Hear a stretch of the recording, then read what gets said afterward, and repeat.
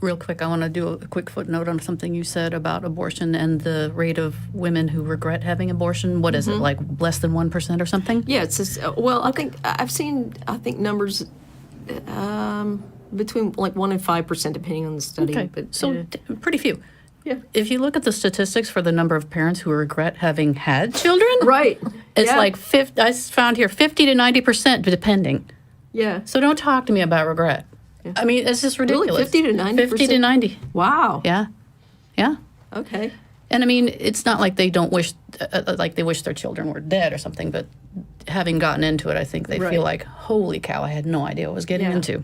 Which almost no one has any idea what they're getting into when they have kids. If you take that child home and you're like, the point is, this has never been the basis for law. Right. Do people regret it? Yeah. Right? There would be so much stuff that it would be illegal right now. Alcohol would certainly be. No more anything. The other thing, though, just to mention when it comes to the abortion stuff is, people will. I saw people responding because we had some conversations about it. Not just your conversation that was on, I think, last week on TAE, Claire, but I also had like a phone call about it and we talked about it. And there are some people posting that are just like, "Oh my gosh, are they saying they want to lift restrictions on abortions at this term? Are they saying that?" And it always makes me kind of curious what these people think of. Or are they even aware that in Canada they don't have a restriction? Right. It should not be legislated at all. It's not legislated. In Canada, it's a medical decision. Right. That's all it should be. The doctors aren't forced to do anything, right? They absolutely sit there and look at it and consider it. And even here, the abortion doctors that do late-term abortion can refuse service. It's not like they have to do it. So they look at the case and they say, yes or no, they're willing to do this procedure based on the situation. It's the best thing, right? Right.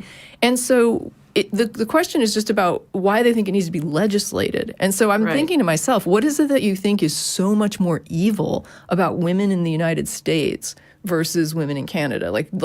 How is it that you believe that, as someone put it on my Facebook page, that a woman is going to get to 8.5 months of pregnancy and then say, "Oh, I forgot to have my abortion." Yeah. Right. It's that whole question, what you were saying. It's like, what is it that you fear? And is that happening in Canada? Oh, I think they fear that women don't know what they're doing is part of it. Right. Because an example that was on my page was that somebody said, what if she's 8.5 months pregnant and realizes she has a party that weekend? I'm like, are you fucking kidding me? Do you really think? I mean... This is what they think of women. Yeah, this exposes what they think of women. Right. Yes, it does. The irresponsible sluts is basically their perspective. And he said, should she be able to get an abortion? And I said, yes. And he thought I was a monster for that. Well, but really, he's the monster for thinking that about women in the first place. And the thing is, they don't recognize that. And I tried explaining this to some people on Facebook at one point. The options you have for ending a pregnancy are very much dependent on where you are in that pregnancy. So if it's early on, you can take, you can get a medical abortion. So you take some pills. You can have, a suction abortion, a basic surgical procedure that's fairly, straightforward. I wouldn't call it non-invasive, but, it's a routine, low-risk procedure that you can have. It's very quick. You get further on, second trimester abortion, that's a little trickier. The medical thing is really not available to you anymore. So now you're into, it's got to be a surgical abortion, and it's more involved. And then you get into third trimester, now you're talking about a potentially viable fetus, assuming it is viable. Now what you have is, you can have an induction, you can have a C-section. Those are the options you have for terminating a pregnancy, unless it's a non-viable fetus, and even then, you still have to have labor-induced, and you have to deliver a stillborn fetus if it's non-viable. And none of these are easy. And nobody is signing up for this stuff. No. Nobody's signing up to get to the third trimester and say, well, and I just want to point out that the weird, fringy person that would do such a bizarre thing is not why we make laws. Right.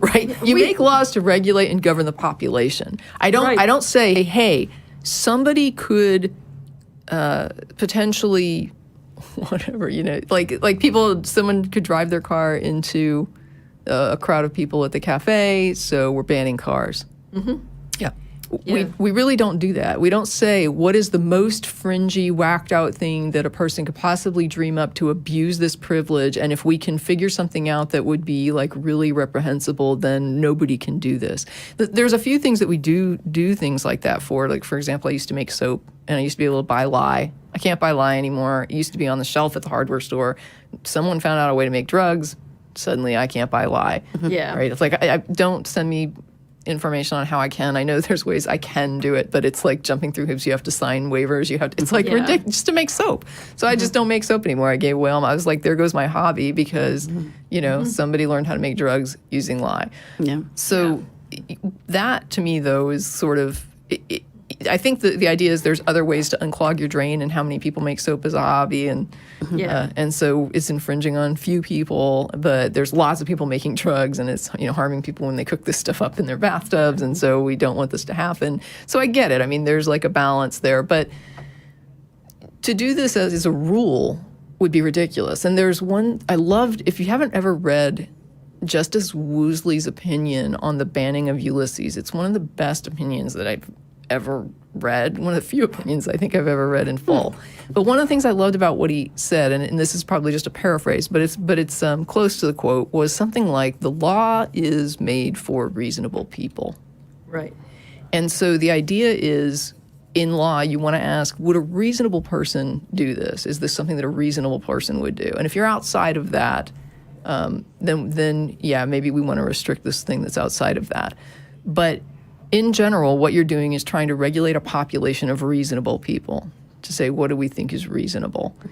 And, most reasonable people are not going to be doing what these people are fearing. Right.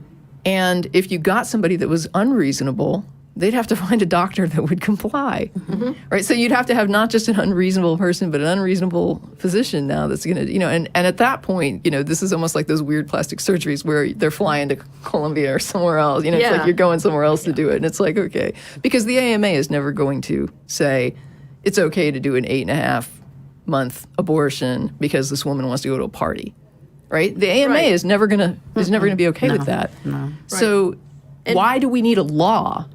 Not only that, but how many doctors do you know that would participate in that sort of thing? I mean, I can think of like the one that was in the news several years ago, this guy that was basically running this kind of back alley abortion butcher mill. And the reason he was doing like late-term abortions in there. And it was a really horrific thing. The reason he was in business at all was because there were so many barriers to women getting abortions early in their pregnancy that by the time they got to the point where they could, they raised the money for it and they could get the abortion, it was too late to get a legal one somewhere. Right. So they had to turn to this guy. He was their last option for getting an abortion when they desperately did not want a child, another child, or whatever their circumstances were. And so it's like these kinds of fear-based regulations that are very disrespectful to women are driving, really horrible situations like this. Yeah. And then you have the people saying, "Oh well, they chose to get pregnant." Oh, God. Yeah, because my uterus does what I tell it. And I wonder sometimes if they think that women or people who can't get pregnant, I wonder if they think like it's their fault. Oh, I think some people do. Like you you're just need choosing to relax, not to get right? pregnant. Right, but I mean, I wonder if they're thinking like when a couple says we're trying to have a baby, we can't seem to get pregnant, if people are like, that's your choice. Yeah. Right? It's like you don't, just for the record, women do not control their uteruses. Yeah. Like, and, uterus is outside of, that's not something that people got together and voted on and said, hey, I would really like to sign up for this uterus thing and have one. That's something that some people are born with. It can do its own thing. A lot of times it does things that you don't want it to do, like gets cancer or has cysts or, does all kinds of stuff that you don't control. And you don't control whether it is, going to conceive or not conceive. Yes, there are steps you can take, but you know what? There's steps you can take to get pregnant. And we don't say to a person who doesn't take those steps, hey, what your uterus does is your fault. If you can't get pregnant, it's your fault. You should be spending, money and resources on going in and trying to get pregnant, or else you're choosing to not have a baby.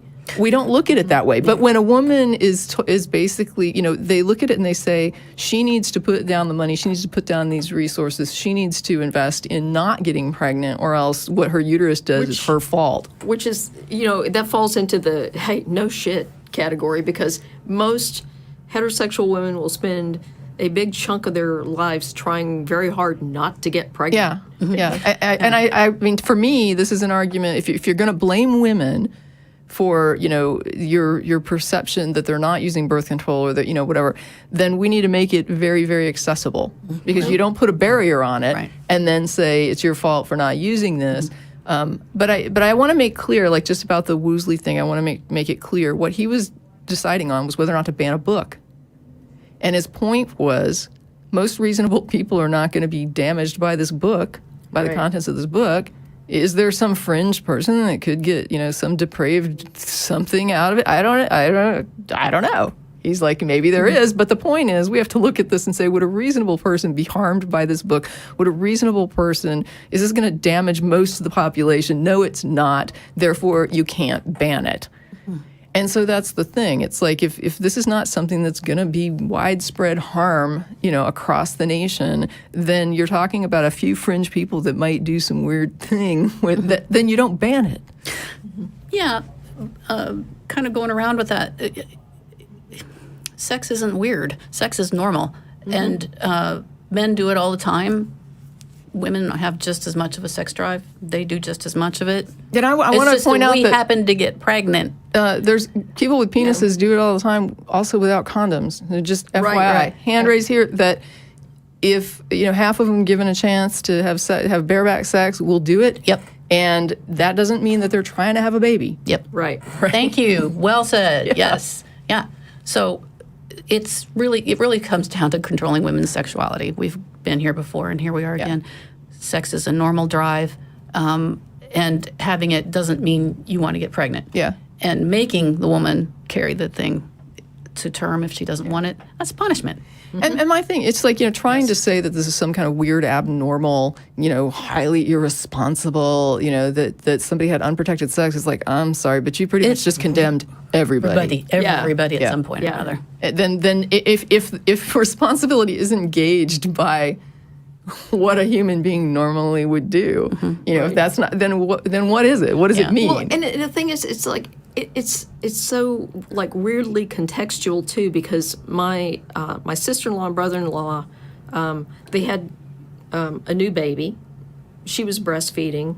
They were, getting frisky one night, and they had run out of condoms, and she's like, well, I'm breastfeeding, it'll probably be okay. So they go ahead, and she gets pregnant. Yeah. And it's like, okay, they're married, and they wanted more kids, and so people were like, oh, it's a blessing. It's like, well, they had unprotected sex. They didn't intend to have another. So she's got 2 kids that are like 15 months apart. It's really rough. Yes, and so, but nobody's like screaming, oh, look how irresponsible they were and everything. Some people do that too, though. It's a weird, because they're married, right? Yeah. But if she wasn't married, they would be hammering her. Yes. Because it's about condemning these women that are not fitting into these stereotypes of how you should be the virtuous woman. If you're married and you have a bunch of kids, it's like, well, that's your prerogative. If you're not married, you have a bunch of kids, you're some irresponsible slut. I mean, it's just amazing the difference in the perspectives when the woman doesn't fit,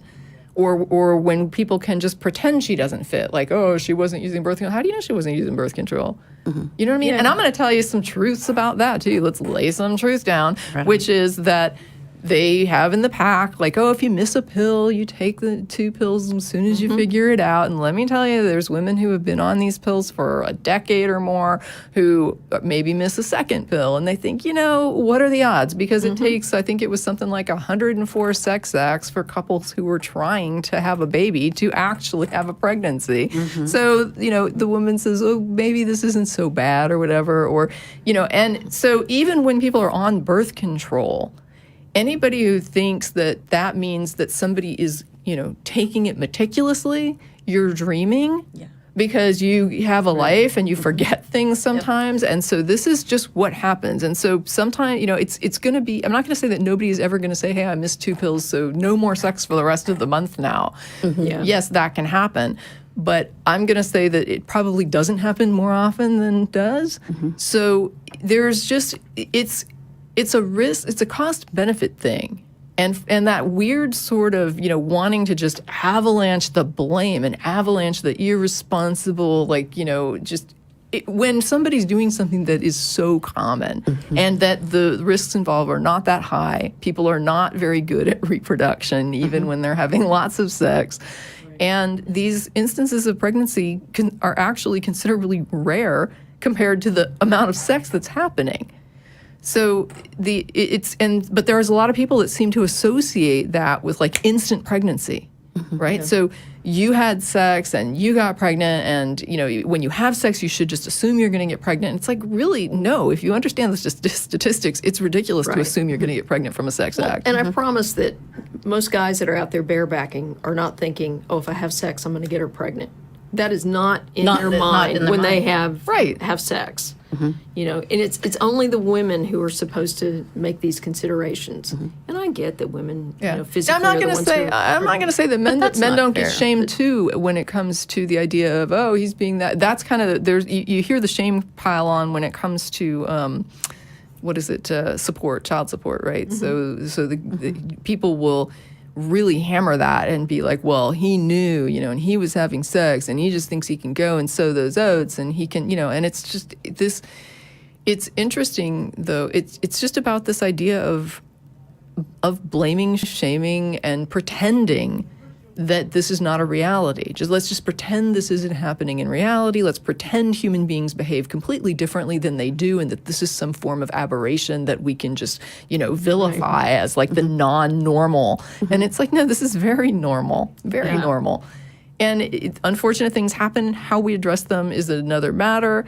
But when we have to start throwing on the blame and shame and guilt and these horrible sexist labels in some cases, to me that is really uncalled for, right? That if you're coming at this with a huge chunk of judgmental on your shoulders, then maybe you need to just take a step back and rethink your position a little bit and try to focus more on what people really do and what laws should be based on how human beings actually behave, and not your dream world of what you think is happening or should be happening, even though your experience should tell you otherwise. Yeah, but I think that if anybody who thinks that sex isn't a normal thing and doesn't need to be regulated, and that anybody who thinks that birth control shouldn't be available and free and easily accessible and all that, there's something I am almost certain gets back to religion back there. Sure. Even if they don't think they're religious. There's the judgment and the stuff. And I know there are arguments that say that it's evolution as well. I don't think the morality and the judgment is in there. There's the argument that it's about men protecting their seed and women being needing to have that man around for 4 years to raise a kid, because 4 years is about the average. Yeah, that all collapses when you look at international models of families. Right. Yeah. Right. But their evolution, you know more about that than I do. So, so for example, the Nayar, right? We talked about that. Where the men have no rights. Well, the men have no rights to their children. The women are paramours, and when and if they have a child, the father doesn't take any responsibility, has no rights, no obligations to it. Her family raises it. It's considered theirs. And then you have, like we talked about, the partible paternity, I think is what you were thinking of earlier, like a minute ago. And that's the one where the societies that really don't have a clear perspective on how paternity works, they understand it's related to sex, but they think that multiple men can be fathers of the same child.